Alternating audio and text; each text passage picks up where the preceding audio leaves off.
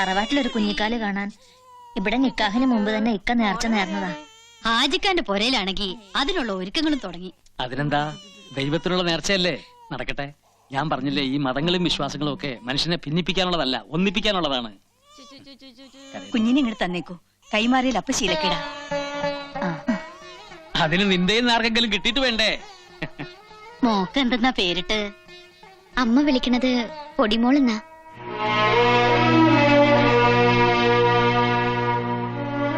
വെറുതെ ഒന്ന് വിളി കേൾക്കാൻ എന്റെ മോളുടെ പേരിട്ടു. മരുമകളെ അല്ല, മയ്യത്താ നിന്റെ അമ്മമാരെ ഏൽപ്പിച്ചത്. പിന്നെ എന്തിനാ ഇപ്പൊ രക്തബന്ധോ? കുട്ടികളില്ലാത്തവരല്ലേ? മനസ്സിലിരിപ്പ് ശരിയല്ല, പിന്നെ എങ്ങനെ കുട്ടികളുണ്ടാവുക?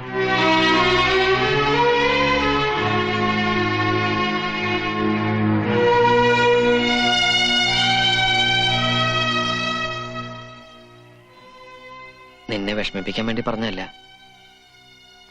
ഒരു വർഷം മുമ്പ് ഇതുപോലെ ഒരു ചടങ്ങ്, ആ ചടങ്ങിന്റെ അന്ന് തെരുവ് പട്ടിയെ പോലെ തല്ലിച്ചയച്ചത് തന്നെ ഒന്നും മറക്കാൻ പറ്റണില്ല. പൊടിമോളെയും കൊണ്ട് ചെല്ലൂന്ന് കരുതി അവിടെ ചടങ്ങൊരുക്കം തുടങ്ങി. വേണ്ട, നമ്മുടെ കുഞ്ഞിന് അങ്ങനെ ഒരു ആചാരവും കർമ്മവും ഒന്നും വേണ്ട. ജാതിയും മതമൊന്നുമില്ലാതെ അതൊരു മനുഷ്യക്കുഞ്ഞായി വളർന്നോട്ടെ.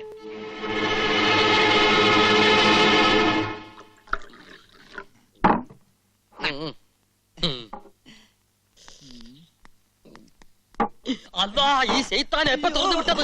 എന്നിട്ടേക്ക് പോകല്ലേ മോലാളി, തിരിച്ചു അങ്ങോട്ട് തിരിഞ്ഞേക്ക് മോലാളി. ജമാലിക്കൊക്കെ ഒന്ന് കുത്താനല്ലേ. ഞാൻ തിരിച്ചു വരില്ലെന്ന് കരുതിയല്ലേ? കൊലക്കുറ്റത്തിനല്ല ഞാൻ ജയിലിൽ പോയത്, പക്ഷെ ഇപ്പൊ ഒരു കൊല ചെയ്യാനാ ഞാൻ വന്നത്. അല്ലാഹ് സത്യം, നബീസ് ഉമ്മളെ കൈവിട്ടു പോയി. എന്നെ കൊല്ലരുത്, എന്റെ സുന്ദരിയായ പെങ്ങൾക്ക് കെട്ടിയോനില്ലാണ്ട് പോവും. ഇങ്ങനത്തെ ഒരു കെട്ടിയൻ എന്റെ പെങ്ങൾക്ക്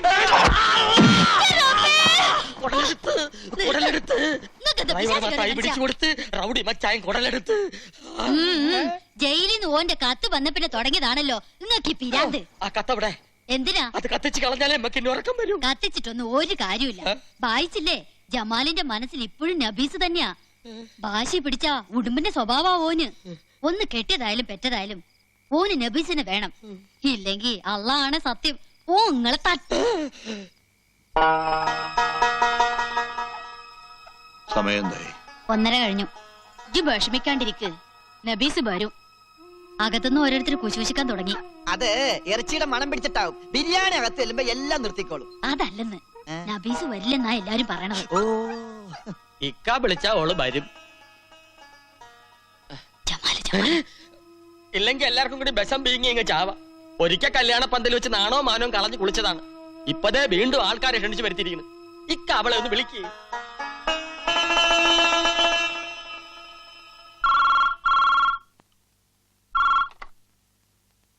ഹലോ മോളെ,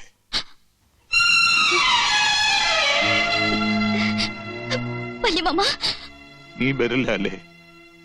അനക്ക് വേണ്ടിയല്ലേ ഈ വല്യമ്മാമ ഇത് നടന്നത്? എന്റെ നെഞ്ചിലെ ചൂടേറ്റ് വളർന്ന മോളാ നീ. ആ നെഞ്ചിൽ തന്നെയാ നീ വീണ്ടും വീണ്ടും കുത്തണത്. വേണ്ട, എന്റെ മോള് വരണ്ട. പക്ഷെ ഈ ചടങ്ങിൽ വന്നില്ലെങ്കിൽ നിന്റെ വല്യമ്മാമയുടെ മയ്യത്ത് കാണാൻ എന്റെ മോള് വരേണ്ടി വരും.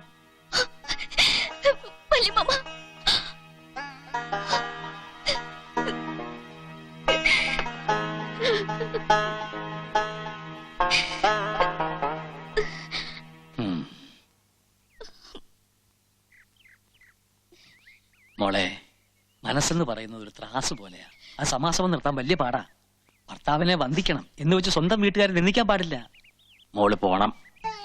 എന്റെ മോനെ കാണുന്നതിന് മുമ്പ് അവരില്ല കണ്ടത്. അവരുടെ ശാപം എന്റെ മോക്ക് വേണ്ട. മോള് പോയിട്ട് വാ.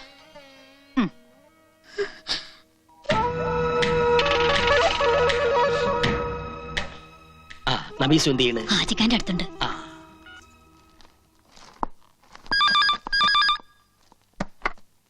ഹലോ, താൻ നബീസിനോട് പോണ്ടാന്ന് പറഞ്ഞ് എന്നാ കേട്ടോ. നബീസു ഇപ്പൊ ഉമ്മയുടെ കൂടെ ഉണ്ട്. ഒരു ബുദ്ധിമോശം കൊണ്ട് എന്റെ കൂടെ ചാടി പോന്ന.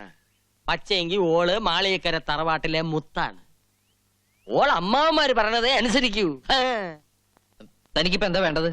എന്റെ മൂക്കിന്റെ താഴെ, അതായത് മേൽചുണ്ടിന്റെ മേലെ ഒരു സാധനമുണ്ട്, മീശ. അതങ്ങ് ഷേവ് ചെയ്ത് കള. എന്നിട്ടൊരു പൊട്ടും വെച്ച് സാരി ഉടുത്ത് നടക്കണം. സ്വന്തം ഭാര്യ ബലവെക്കാത്തവൻ ആ വേഷം നന്നായിട്ട് ചേരും. അതുകൊണ്ടാണ് താൻ മീശോയ്ക്കകത്ത് വെക്കണോ ഫോൺ. എന്തു പറ്റി? പേടിച്ചു പോയി. ഓൻ ഓ നാട്ടിന്റെ തല കൊണ്ടാണ് സൂപ്പ് കുടിക്കുന്നെങ്കിൽ നിന്റെ കെട്ടിയോൻ കുറുക്കന്റെ തല കൊണ്ടാ സൂപ്പ് കുടിക്കുന്നത്. അല്ലെ ഇമ്മടെ തല കൊണ്ടുള്ള സൂപ്പ് ജമാല് കുടിക്കും.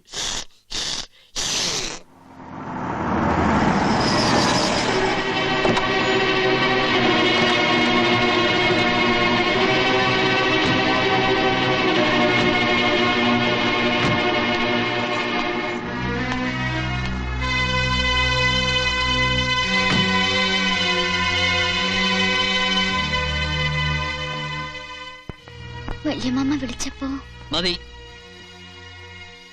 എന്നെ ധിക്കരിച്ച് എപ്പ നീ വീട്ടിൽ നിന്ന് പോയോ ആ നിമിഷം പോയി. ഈ വീട്ടിൽ നിന്ന് മാത്രമല്ല എന്റെ മനസ്സിൽ നിന്ന്. നോക്കണ്ട, കരുതിക്കൂട്ട് എല്ലാരും കൂടി എന്നെ തോൽപ്പിക്കായിരുന്നു അല്ലേ?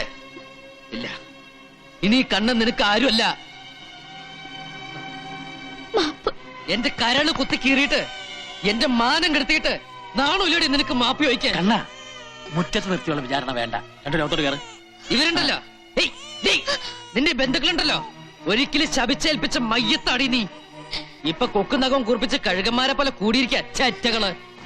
ഏയ്, എനിക്കാരുടെ വക്കാലത്തും വേണ്ട. മറ്റുള്ളവരുടെ മുമ്പിൽ എന്നെ നാണം കെടുത്തിയവൾക്ക് ഇനി വീട്ടില് സ്ഥാനമില്ല. ആ പോയിക്കോ, അവരുടെ കൂടെ പോയിക്കോടി. നിനക്കെന്താ സ്വബോധം നഷ്ടപ്പെട്ടോ? എന്താ മോനെ ഇതൊക്കെ? നീ മദ്യപിച്ചിട്ടുണ്ടോ? അതെ, ഞാൻ മദ്യപിച്ചിട്ടുണ്ട്. അറിയോ, അത്രയ്ക്ക് ഞാനിവളെ സ്നേഹിച്ചു പോയി, വിശ്വസിച്ചു പോയി. പക്ഷെ ഇവളെന്നെ വഞ്ചിച്ചു. വഞ്ചന. മതം മാറ്റത്തിന്റെ പേരിൽ ഒരു പെണ്ണിനെ മാത്രമല്ല ഒരു സമുദായത്തെ മുഴുവൻ നീ വഞ്ചിച്ചു. അത് മറന്നു അല്ലേ? അരിയും തിന്ന് ആശാരിച്ചയും കടിച്ചിട്ട് പിന്നെ ഈ നായ മുന്നോട്ട്.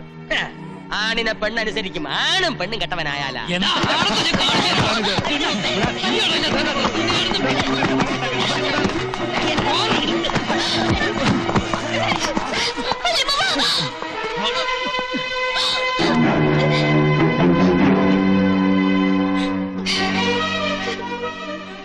പോയിക്കോണെല്ലാരും എന്റെ വീട്ടിൽ നിന്ന്. ഇനി ഒരു തെണ്ടി പോലും കണ്ടുപോരുത്. എനിക്കിനി ഇങ്ങനെ ഒരു ഭാര്യ ഇല്ല. കണ്ണ ഒന്ന് വേദിരിക്കണ്ട.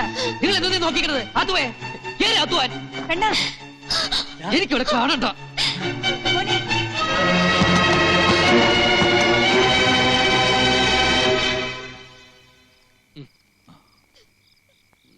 എന്റെ മോള് വാ. ഒരിക്കൽ അമ്മാവന്മാരുടെ മുഖത്ത് കരുതേച്ച് ഓന്റെ കൂടെ ഇറങ്ങി പോയവളാ ഇവള്. ഇപ്പൊ കൈക്കുഞ്ഞുമായിട്ട് പെരുവഴി നിൽക്കുകയാണ്. ഇവിടെ വെച്ച് ഈ നിമിഷം തീരുമാനിക്കട്ടെ, ഇവക്ക് ഓനെ വേണോ അത് നമ്മളെ വേണോന്ന്.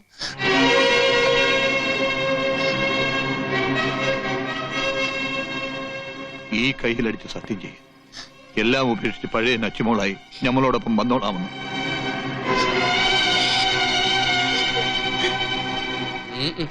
ജമീല, ഇതിനെ പിടിക്കും. നീ വാ മോളെ. ഏത് മോള്? ഓളെ വെളിയിൽ തള്ളി ഇങ്ങടെ മോൻ കഥ കടച്ചില്ലേ? അതോടെ ഈ ബന്ധം തീർന്ന്. പോയി വാ മോനെ. തോപ്പി നമ്മുടെ മോള്